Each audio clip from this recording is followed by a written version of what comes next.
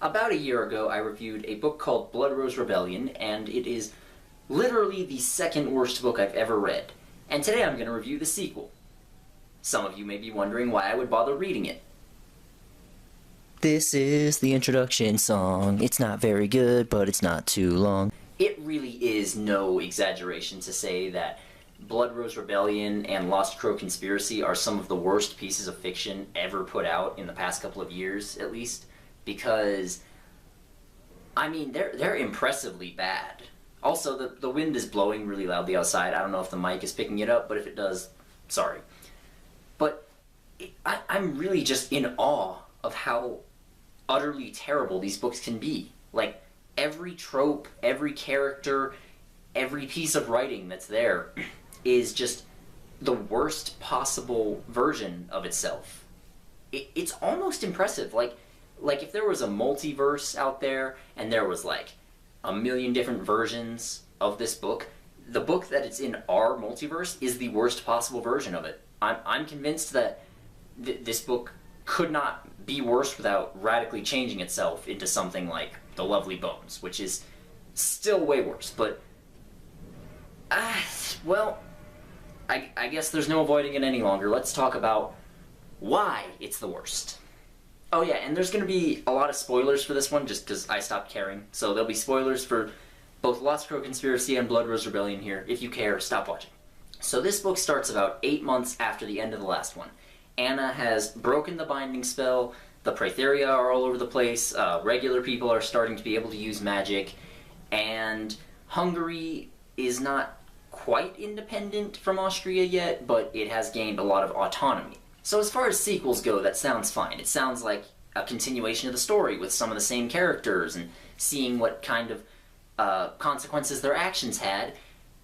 But it really doesn't do that at all. It's kind of impressive and strange just how not important the main characters are to the plot of this. Now let me explain. So Anna, who is a giant bitch, I'll get to that in a little bit, but Anna, at the end of the last book, broke the binding and let all the Praetheria out and helped to gain Hungarian independence. I'll put independence in quotes.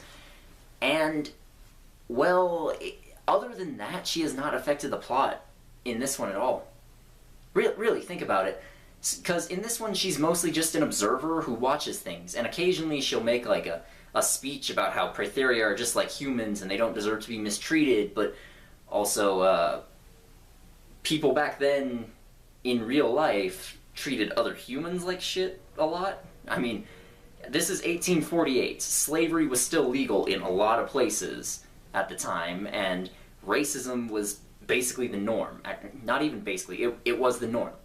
Almost everybody was really racist back then. That's just how it was. So I don't think that her speeches about equality and everything are really gonna work on anybody. And they actually don't, which is kind of funny because Anna's supposed to be like this inspirational heroine or something, and she just fails at everything she does. But really, her and all the other main characters, they just sort of watch major things happen. Like in this book, near the end, or not near the end, partway through, we find out that the Praetheria are hoping that humans will go to war with each other, which will allow the Praetheria to like put down roots in Earth again and regain their full power, and then they can like enslave humans or kill all the humans.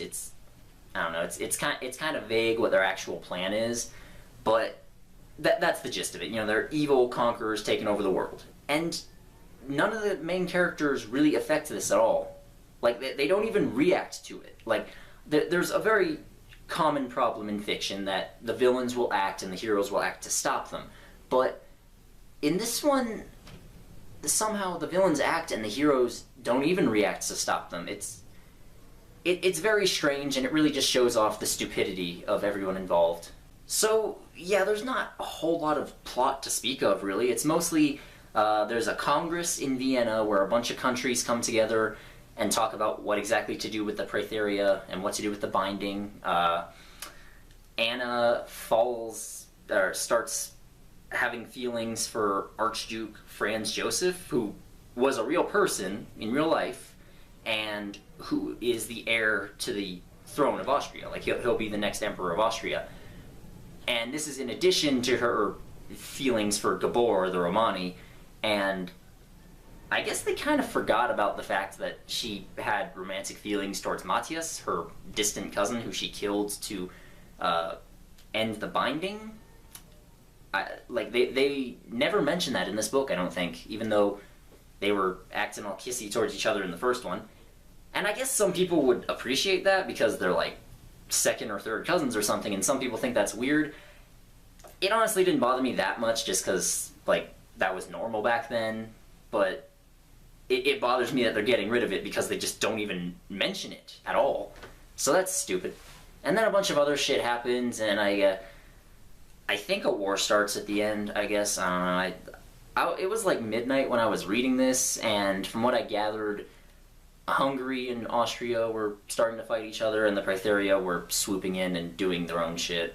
And then it just sort of stops, and yeah, that's it. That's a summary of it. So like I already said, the characters don't affect anything in this, but let's talk about them individually to get a little more in-depth on why exactly they're terrible and why this is stupid. So let's start with Matias. Now, Matias apparently died at the end of the last book, but in this one, pretty early on, we find out, hey, he's alive, and he was brought back by, I don't know, some sort of goddess or something, a Praetheria. You know, I don't know if she's a goddess per se, but she's powerful, she has magic. She put his soul back in his body and healed him up, and now he's alive again. Okay, and here's the thing. His story is totally pointless. Like, I mean, this entire story is pointless, but at least with Anna, she's, like, watching important things happen. She's not participating in them, but she's at least watching them happen. Matias just wanders around in the spirit world, or whatever the hell it's called, for like 40 pages, and then he leaves, and then he becomes a fucking bandit. He becomes a bandit. I'm not making that up. He just gets bored. He doesn't tell his family he's alive. He doesn't tell any of his old friends that he's alive. He just goes off into the middle of nowhere and starts robbing people. Any sympathy that I kind of felt for him before, where he was like an uber patriot or uber nationalist, whatever you want to call it, and he was willing to sacrifice his life to undo the binding and to free Hungary from what he viewed as their oppression and to save all their friends that were going to die. He was willing to sacrifice his life for that, so he was actually a fairly sympathetic character before, and then he comes back and he just wastes his second chance at life. And then at the end, he, like, swoops in and saves Anna, and we're supposed to think, like, oh, okay, he's a good guy.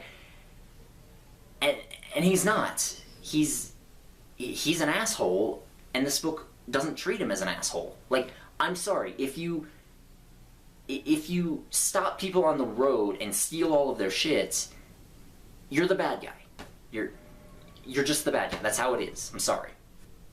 And we spend about a third of the book with Matyas. It's told from his first-person perspective, too. It switches between him and Anna. And, like, this is just a weird trope in young adult books that I've noticed. Like, after a while, the author will realize that they don't have enough plot to make an entire book, so they'll just write some chapters from the main character's perspective and then choose another main character and write some from their perspective. But usually the two characters don't have any sort of distinct voice, and the character that's not the main character just feels like filler. And that's what it felt like here.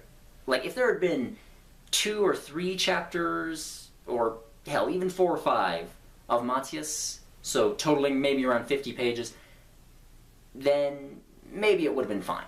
Maybe it would have felt okay, and even if it wasn't important, it would have been over quickly, and we could have gotten back to the actual important stuff. But as it is, it just makes this entire book feel really, really stretched out. And honestly, there were several points where I was reading where I had to stop and remember whether it was from Anna's perspective or Matyas's perspective, because you can't tell their voices apart. They have nothing distinct about the way they narrate at all. And that's, I want to say, a missed opportunity, but even if they did do that, it wouldn't really elevate this book beyond shit. Now let's do a brief look at Gabor. He's the Romani that Anna is in love with, and after the last book, he becomes like a secretary or assistant or something to Lajos Kossuth. I hope I'm pronouncing that right. I don't actually care, whatever. If it's wrong, it's wrong. I don't speak Hungarian. And he was also a real person. He was one of the leaders of the real-life Hungarian Revolution, which happened around the same time as it did in the book. And Gabor just becomes an assistant to him, which, I mean, that's a pretty big deal, especially for a Romani. And they treat it as though he got that way because he's like super smart and super educated and super hardworking, but he really didn't. He got there because he knows Anna and he knows her family, and she recommended him for that. At least if I'm remembering correctly, and even if she didn't recommend him for it per se, having that contact is what got him the job. So, like, it's treating it as though it's his hard work and determination that got him there, when really it's just his connections with this bitchy teenage girl that got him there. And it kind of, like, whatever theme or Aesop it's trying to tell there, it kind of falls apart. But beyond that, Gabor is, he's still okay. Yeah, I mean, he's barely in this one at all, which is kind of a shame. Because at least in the last one, Anna, like, falling in love with him was kind of stupid, because he was mostly just, he didn't like her, which was fair. But in this one, they're like, they haven't seen each other for the better part of a year, and she barely sees him in this, and then at one point he tells Anna, look, it's over, we're from different worlds, we need to part ways now, I'm sorry. And then she goes on this rant about how it's not your decision, it's both of our decisions. I'm like, well, it kind of is. Like, it takes two people to have a relationship, and if one of them leaves, then there's really nothing you can do about that. And that seemed like the smart thing to do on his part. He's just, he's getting out of Dodge before things get too bad, and he doesn't like Anna, which is perfectly fair. So, out of all the terrible shit things in this book, he was the speck of okay.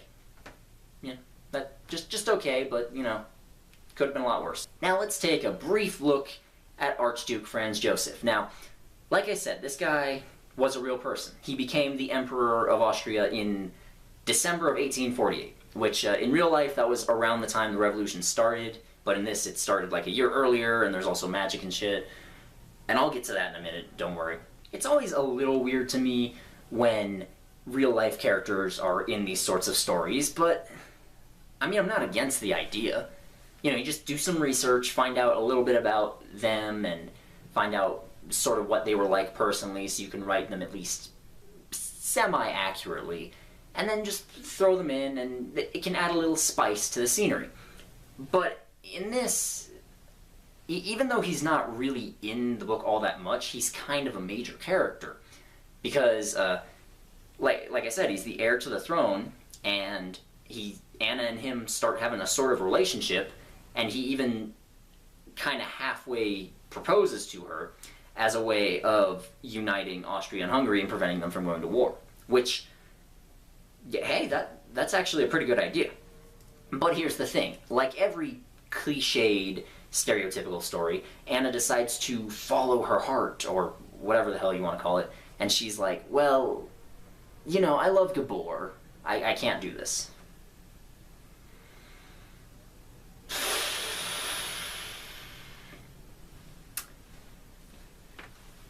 But you know this isn't just about you, right?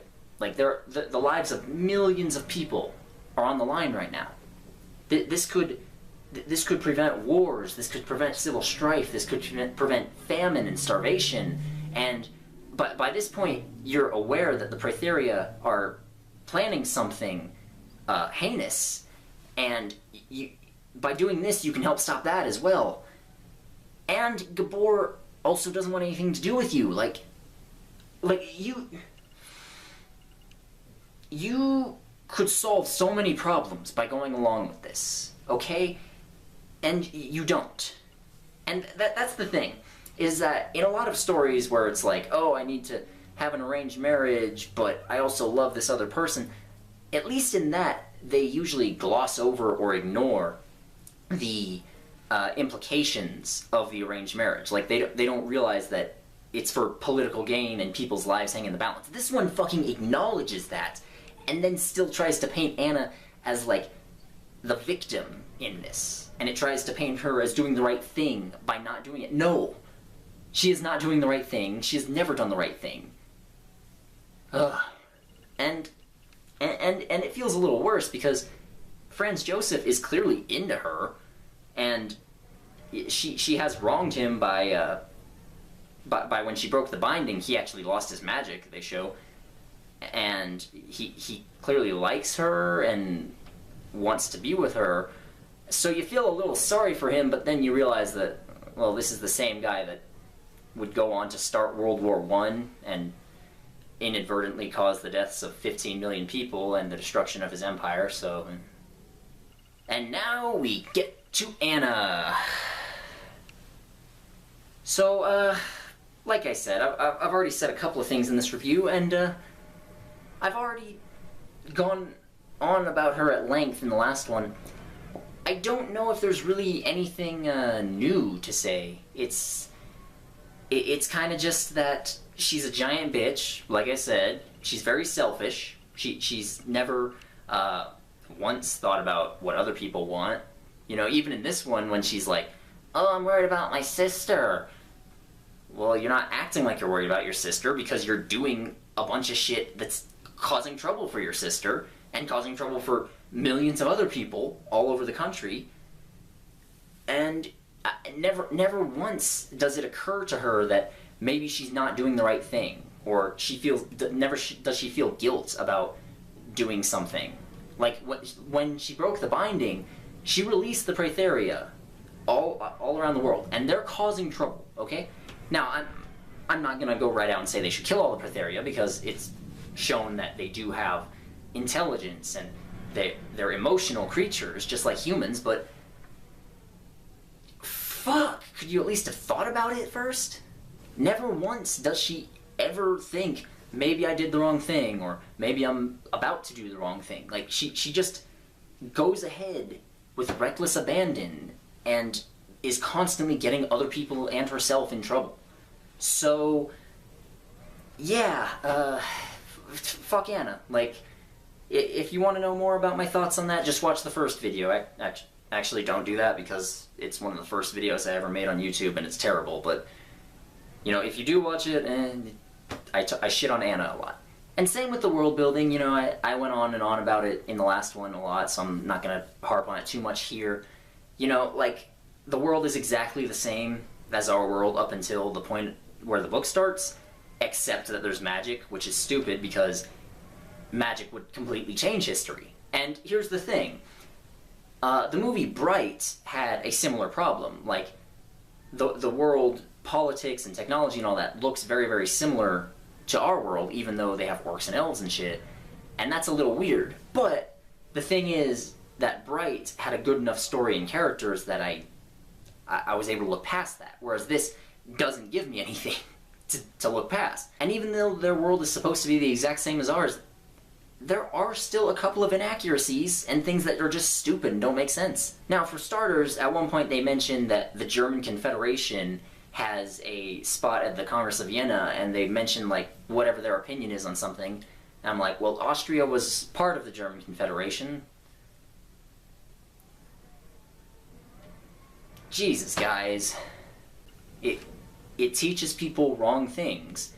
And that does bother me a little bit. Especially considering that in the acknowledgements, the author has, like, a whole bunch of books that she used for research. I'm like, well, you didn't fucking listen to them. And then there's a bit where they mention that Muslims are not allowed to use magic. It's against their religion. What? Okay, so... this is gonna go back to history a little bit, and I don't mean to turn this into a lecture, but for fuck's sake. The Ottoman Empire conquered like a third of Europe at one point. Now, by this point that the book starts, the empire was kind of in decline, but they at one point conquered a huge territory, and a lot of that was in Europe. And in real life, a big part of how they were able to do that is because they had developed gunpowder weapons a lot faster and better than most European armies had.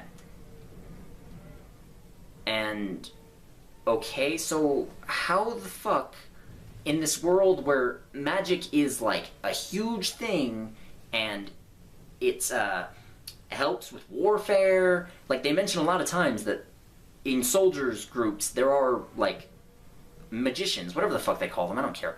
There are people that use magic to support the soldiers, and they're like field artillery, basically. How in God's name would the Ottoman Empire conquer anything if they weren't using magic? And at one point they mention that they used janissaries, who were Christian warriors that were conscripted by the Ottomans, and that's fair. Like, you can say that the janissaries were the main source of their success, but they didn't have areas where a bunch of Christians lived until after they had already conquered them. So how the fuck did they do that if... God... Just think for like 5 fucking seconds, please, when you write these things. God. And then there's this short passage right here. The winged unicorn speared another guard as casually as I might slide a needle into silk. Unicorns were supposed to personify peace and purity. The red blood now staining its horn and dripping to the floor had the sick wrongness of an orgy in a church. I don't really have anything to say about that, I just think it's funny.